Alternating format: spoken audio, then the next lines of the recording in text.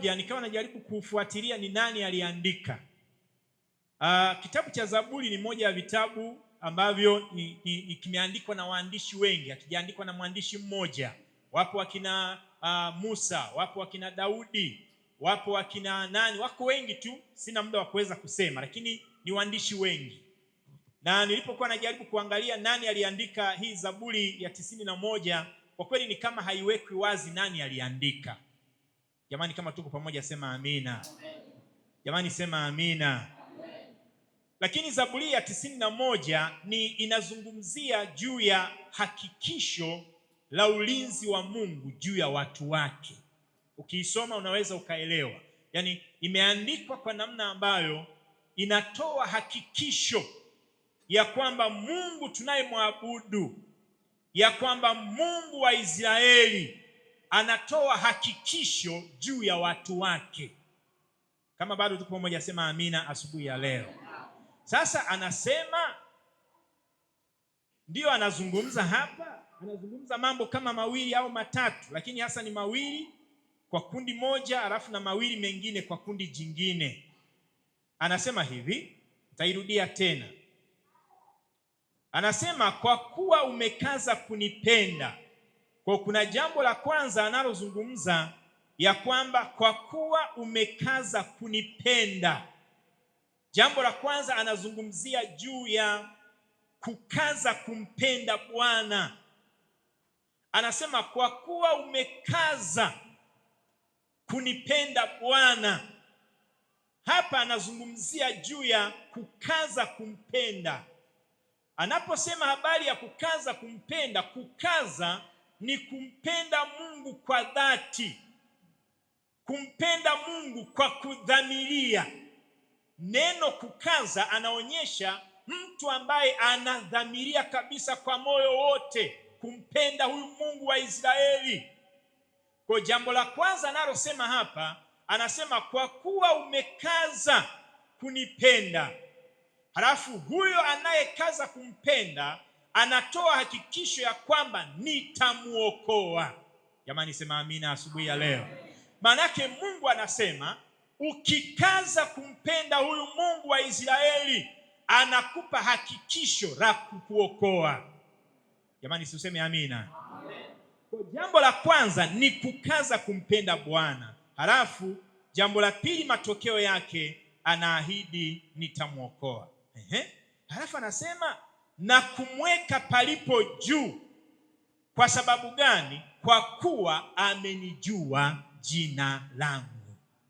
Jamani sema amina. Jamani sema amina.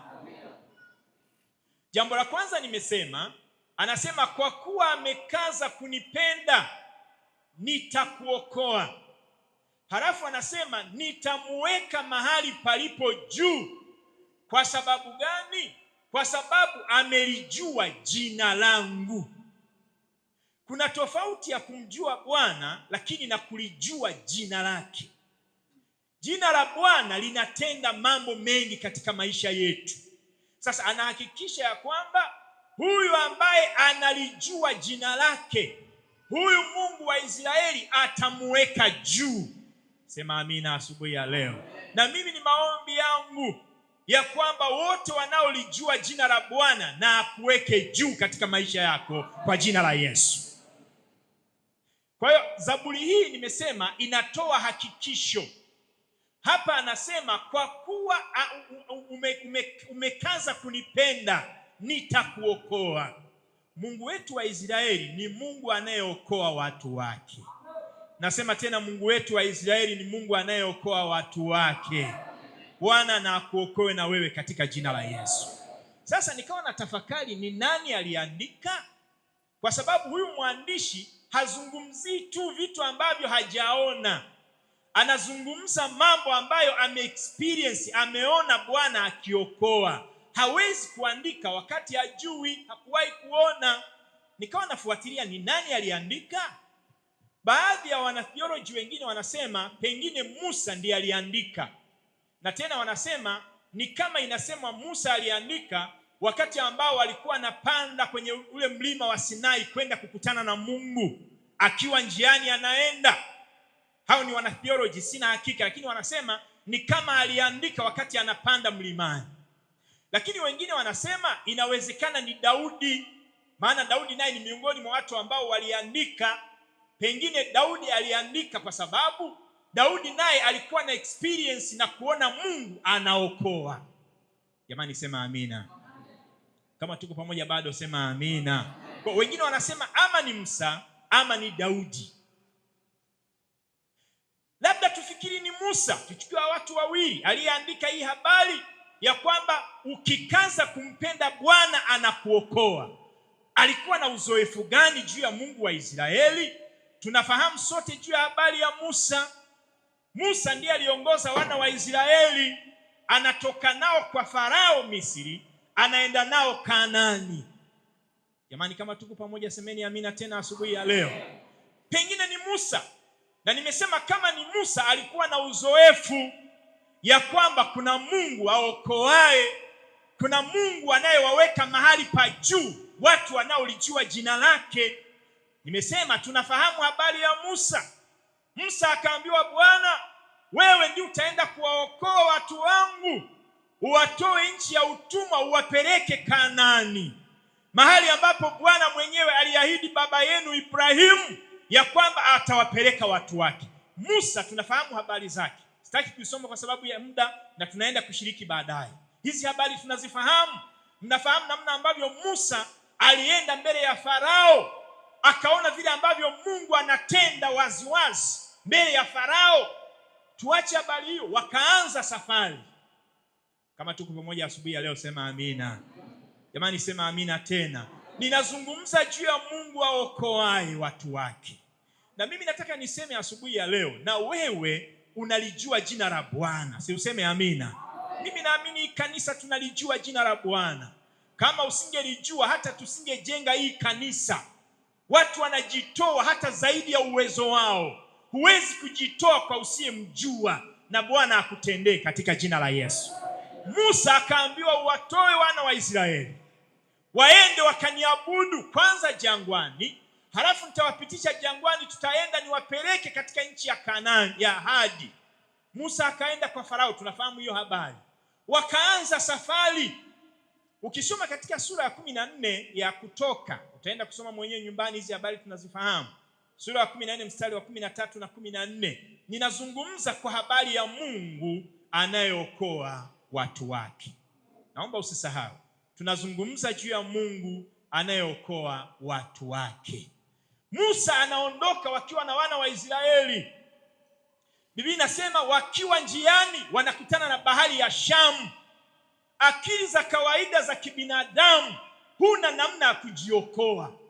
Ngoja nikwambie, Mungu wetu ni Mungu anayetusaidia mahali ambapo akili yako na uwezo wako hauwezi. Si useme amina jamani. Si useme amina jamani. Hakuna mahali tunamhitaji Mungu kama mahali ambapo fedha zako na akili yako haziwezi kufanya kazi. Kuna mahali ndugu zangu ni tunafika, huwezi kwa juhudi zako mwenyewe. Unahitaji Bwana atende. Na hapa ndipo ambapo Mungu wetu huwa anatenda. Na Bwana atutendee pia katika jina la Yesu. Nasema Bwana na akuokoe katika jina la Yesu siku ya taabu yako. Wana wa Israeli wanakutana na bahari ya Shamu mbele. Hawajui waende wapi. Nyuma wanatazama kuna jeshi linakuja, lakini mbele kuna bahari ya Shamu, mahali ambapo hawawezi kupita. Wale watu wanaopenda kuyeyuka, Biblia inasema wakayeyuka moyo, wakamgeukia Musa. Wakasema, Musa, umetuleta hapa ili kutuangamiza, tena mahali ambapo ni jangwani? Si ni afadhali ungetuacha kule Misri, yalikuwepo makaburi ya babu zetu, maana kuna mahali hata tungezikwa. Hapa jangwani tutazikwa na nani? Watu wakaanza kulalamika.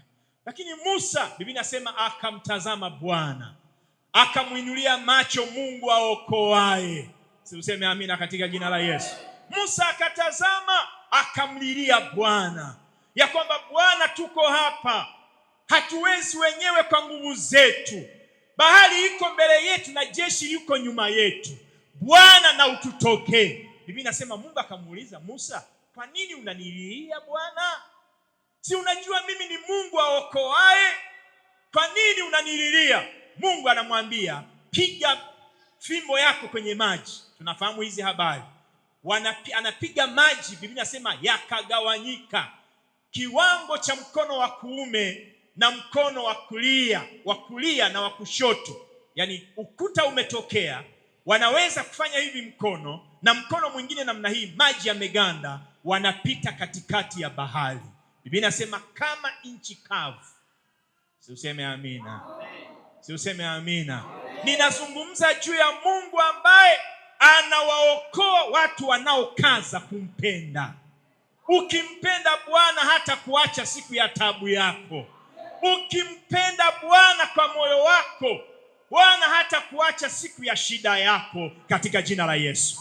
Wana wa Israeli wanapita. Biblia inasema Farao na jeshi lake likabaki linatazama. Farao akasema hawa jamaa haiwezekani waende, akaamrisha jeshi lake, tunafahamu hizo habari, wakaingia. Biblia inasema walipomaliza kutoka, ndipo Musa akaambiwa piga tena maji, yakarudi. Hawa jamaa walishtuka mapema, wakasema hawa jamaa hawa sio wa kawaida, maana tunawafukuzia hatuwapati, si ni heri tugeuke tukimbie? Biblia inasema walipogeuza magari yao ili waweze kukimbia mbele ya jeshi la Israeli, mbele ya wana wa Israeli, Biblia inasema magari yao yakatolewa upepo. Unaelewa maana ya kutolewa upepo? Gari inatembea, zile tairi, kwa sababu tairi zimejaa nini jamani? Zina upepo. Si ni sawa jamani? Ukitoa upepo kwenye tairi, manake gari haiendi mahali. Si ni sawa jamani? Magari yao yakatolewa upepo, wanakimbia lakini hawakuweza. Ndipo Musa anapiga tena maji, wote wakaenda, Farao akabaki anatazama. Musa wakavuka na wana wa Israeli katika bahari ya Shamu. Ukisoma sura ya 15 Biblia inasema wakaimba wimbo wa kumtukuza Bwana, maana wana Mungu aokoaye. Si useme amina katika jina la Yesu. Wakamshangilia Bwana. Kwa hiyo ikiwa Musa ndiye aliandika hii Zaburi ya 91, alikuwa na uzoefu juu ya Mungu, ya kwamba mtu anayekaza kumpenda huyu Mungu wa Israeli, Bwana anamuokoa. Bwana akupe neema na akuokoe siku ya shida yako. Bwana na akukumbuke siku ya tabu yako na akuokoe katika jina la Yesu. Nikawaza labda pengine ni Daudi. Ukisoma katika kitabu cha Samueli wa kwanza sura ya 18, labda hiyo tuisome, ni habari ndefu. Samueli wa kwanza wa sura ya 18 mstari wa 10 mpaka 12. Naomba tufungue kwenye hiyo, tutasoma maandiko machache alafu nitazungumza. Kumbuka ninazungumza juu ya Mungu anayeokoa watu wanaokaza kumpenda. Usirudi nyuma katika kumpenda Bwana, mtu wa Mungu, maana una Mungu aokoaye. Yeye anatutendea. Samueli wa kwanza sura ya 18 nimesema mstari wa 10 mpaka wa 12. Samueli wa kwanza.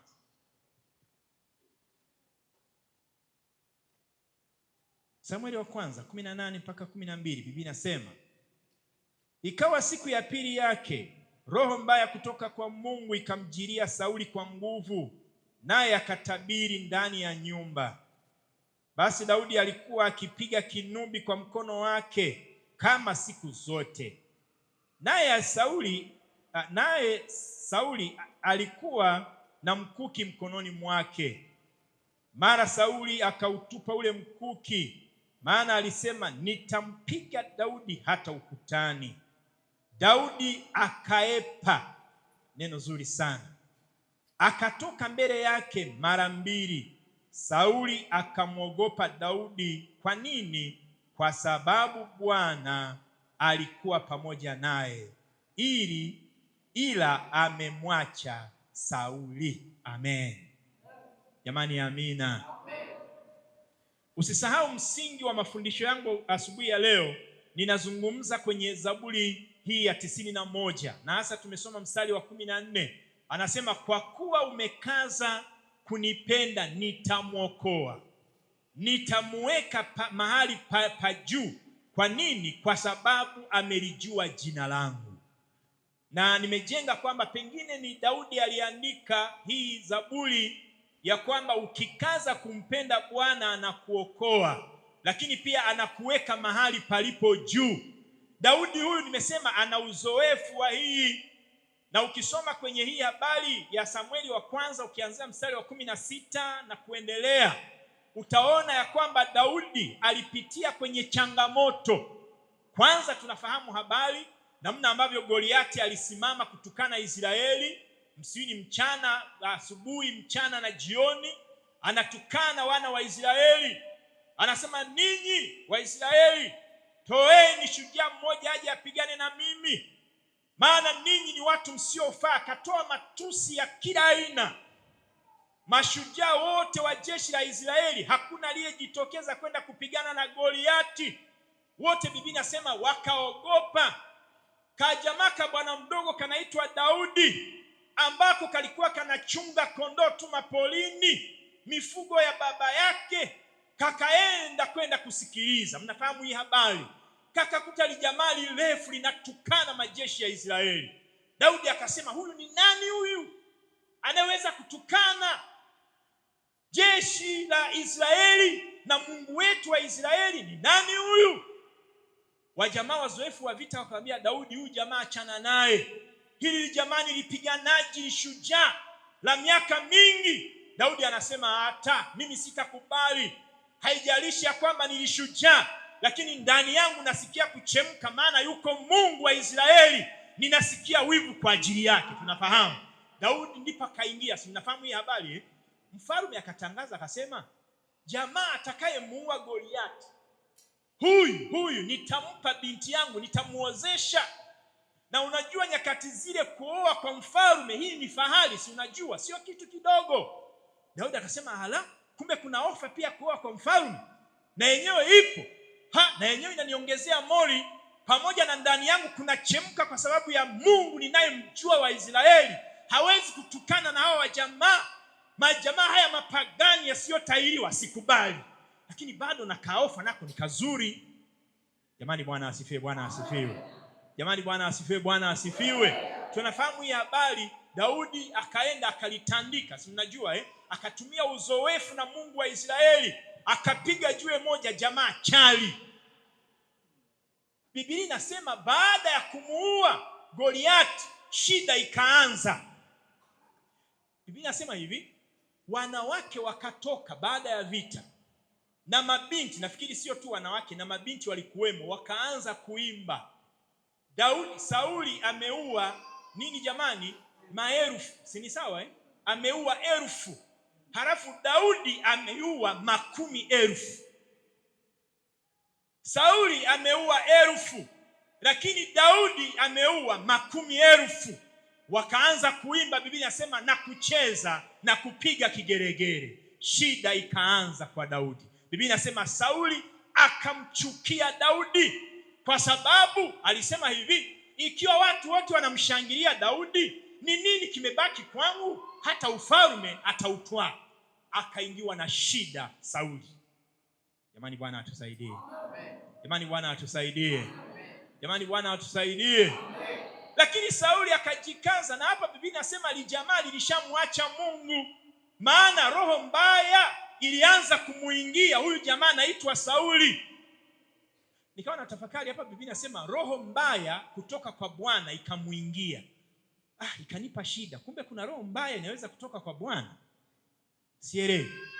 Lakini matokeo ya uasi ya muda mrefu, maroho mabaya yanafunguliwa ndani ya mtu. Si mnajua hiyo Sauli akafunguliwa maroho mabaya, na watu wakamwambia Sauli, roho mbaya ikikuingia, dawa inatakiwa itolewe na mtu anayejua kuimba na kupiga kinubi, maana huyo akiimba roho wa Bwana atashuka, na mahali ambapo roho wa Bwana ameshuka, roho mbaya haikai. Akauliza, ni nani huyo? Wakamwambia, ni yule jamaa anaitwa Daudi aliyeua Goliati. Sasa hawezi kumkwepa hata kama anamchukia. Akasema, huyu bwana aletwe. Ndipo Daudi anaenda mbele ya mfalme. Roho mbaya inapomwingia, Daudi anapiga kinubi. Roho Mtakatifu ndani ya Daudi anapobubujika, roho mbaya inamuacha huyu jamaa anaitwa Sauli. Kama bado tuko pamoja, semeni amina. Usisahau ninazungumza kwa habari ya Mungu anayetuokoa. ninazungumza kwa habari ya Mungu anayetupandisha mahali pa juu. Jamani semeni amina, amina. Sasa Daudi akiwa anapiga kinubi mbele ya Sauli, roho mbaya imeshamuingia kwamba huyu Daudi amepata sifa. Na moja ya shida ya watawala, ndugu zanguni, ni anapoona mwingine anapata sifa. Na Daudi bahati yake mbaya, sijui nzuri, baadaye Sauli akamweka kuwa mkuu wa kuongoza kikosi, mkuu wa majeshi. Biblia inasema jamaa akienda vitani, wajamaa wa Filisti wanatandikwa kweli kweli, sifa zote zinakuja, Daudi anafanya vizuri.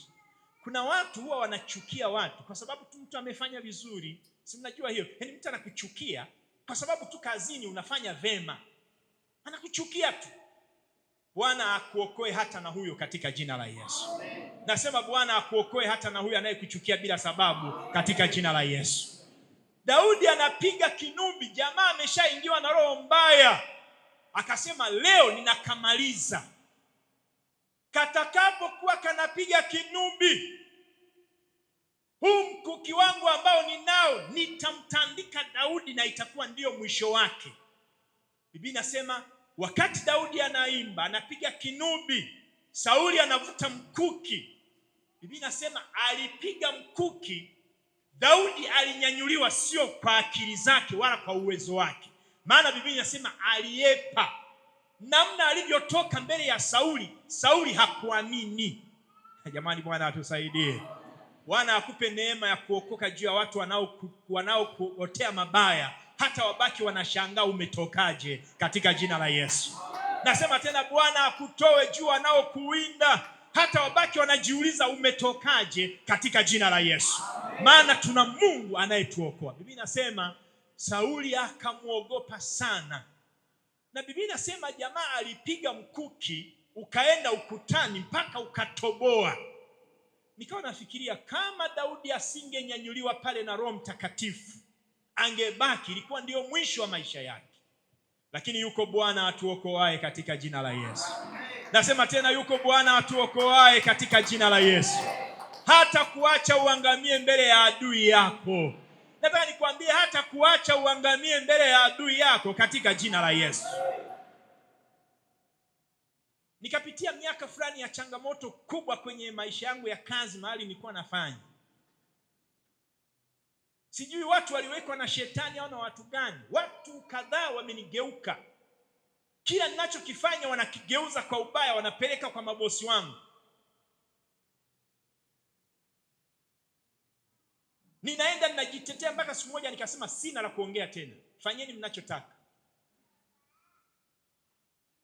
Nikirudi kwenye kazi, wanaojua habari hiyo wanafikiri, na ninawajua kabisa maadui zangu, wanafikiri sitawasalimia. Mimi ni wa kwanza kuwasalimia kwa furaha zote. Mpaka wengine hawakunielewa. Yaani unajua huyu ndiye anayekuchongea alafu wala huna habari naye. Naambia mimi sihangaiki na mtu. Mimi nina Mungu anayenitetea katika jina la Yesu.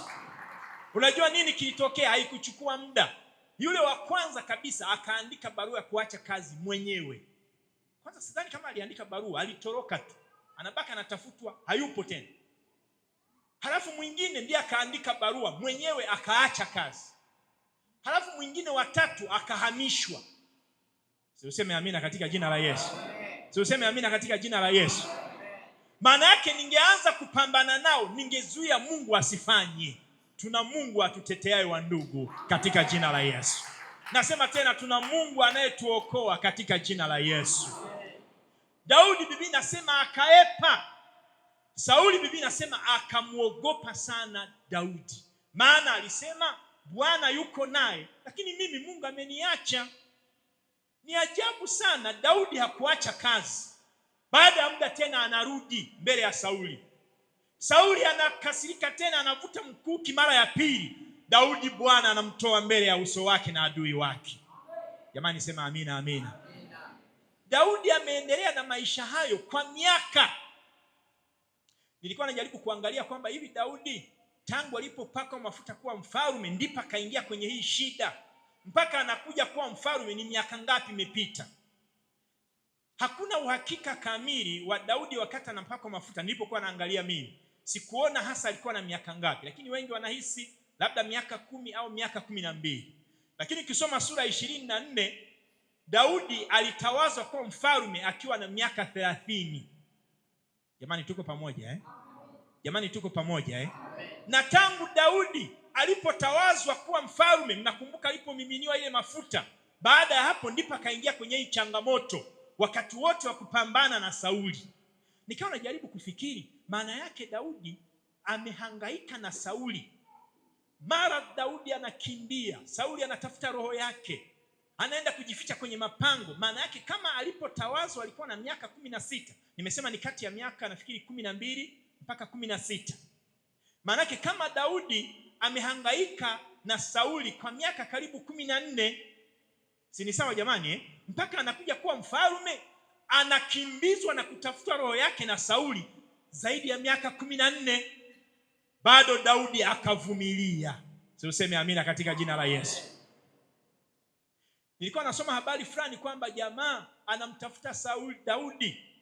Sauli ameenda na jeshi lake, anakatafuta ka Daudi akatoe roho yake. Daudi ameenda huko na jeshi lake dogo, wanakimbia kwenye mapango.